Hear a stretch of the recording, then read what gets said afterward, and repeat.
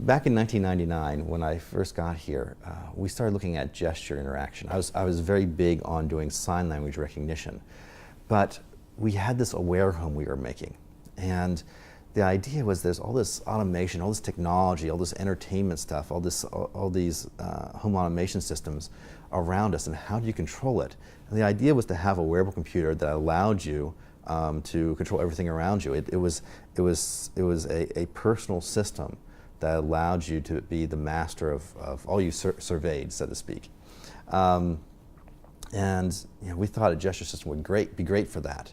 So we decided to make a pendant, and it was a camera on a chain that went around your neck. And the way it was implemented, it had a little camera and a wireless transmitter into it that went back to a computer, and that computer would control things based on the gestures. But in order to get people to wear it, we actually had to make it look fashionable. We had to make something that looked desirable. And so we did sort of a silver metal version. We did what looked like injection molded plastic. It was actually balsa wood that was finished and sanded and looked really good. It had some infrared LEDs on it. And what it did is it illuminated the hands with the infrared LEDs so that things close to it were bright, things in the distance were dim. So it segmented the hands just by using physics and lighting.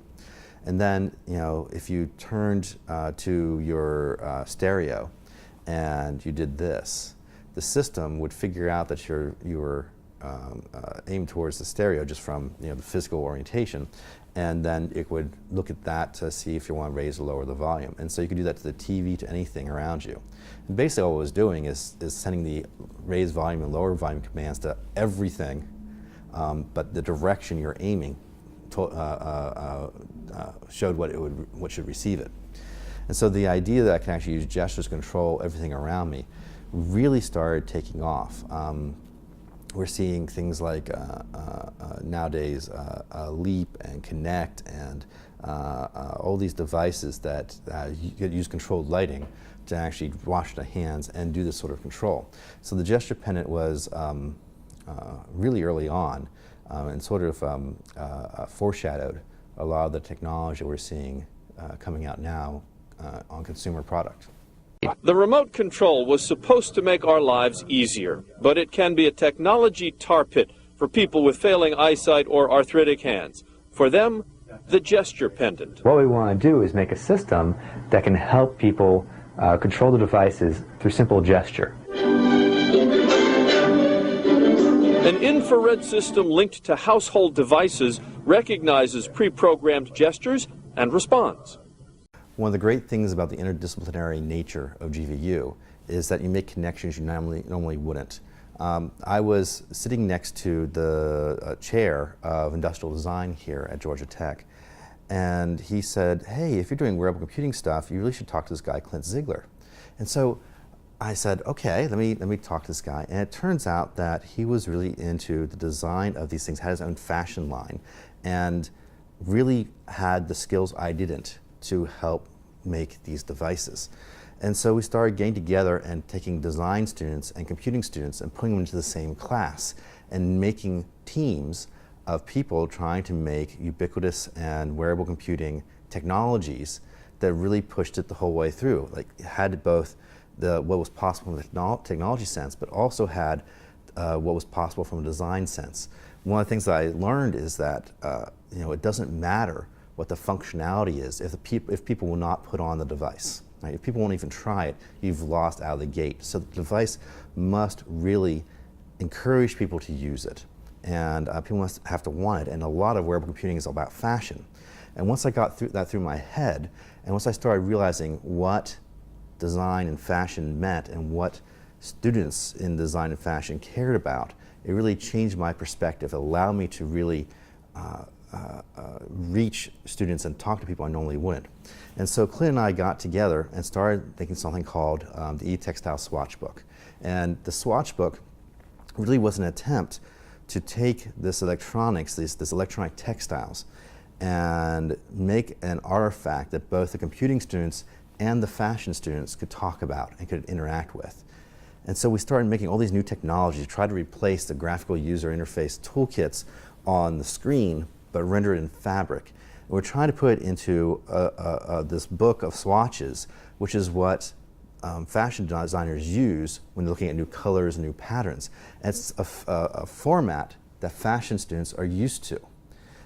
It was also a way to actually show the different types of electronic textiles that we could do. Like a zipper that knows its position. One of my favorite ones is a knife edge pleats, which as you stroke the pleats one way or the other, it knows which way you're doing, and you control, say, a volume slider on it. And by doing this swatch book, we could actually do seminars where we got computing folks and fashion folks together, really thinking about how to take this technology from the sort of concept, is this possible stage from the computing side, to can we actually use this in real garments? And it really changed my thinking. And I will tell you that doing the interactions with Clint really led to a better design of Google Glass. I'll give you an example why. So one of the problems that engineers have in industry is talking to the designers. They have different vocabularies. And sometimes a designer will say, I can't do that. We're not going to do that. And the engineers will go, why? It's technically possible. Why can't we do that? And the designers can articulate, the problem. What would be the issue? And one of the things that the engineers have a designer will want to do something, and they'll say, well, that physics doesn't allow that. What do you mean? What doesn't allow it? And oftentimes it's designers and engineers get into loggerheads just because they don't talk the same language. And so one of the things I was able to do when we first looked at Google Glass is we were going to make the trackpad only that big, like only this back part here. And how would people find it? Because we know people have a very hard time hitting a trackpad on the side of the head. So we're going to make texture on it so you could feel it. But Isabel, our design lead, said, no, we can't do that. And so, okay, I understand that now. I go back to the hardware engineers and say, we can't do this because we can't put texture because it's going to destroy the lines. Let's go make the trackpad the whole way. And so eventually, even though it was considered technically impossible at first, because of the design constraints, because I kept on pushing on it, we eventually got to this whole thing. And in version 2 of Glass, it actually even goes the whole way up to the camera module. It even goes across the hinge. And so there was a situation where the learning how to talk to designers really affected product in the end and made it better.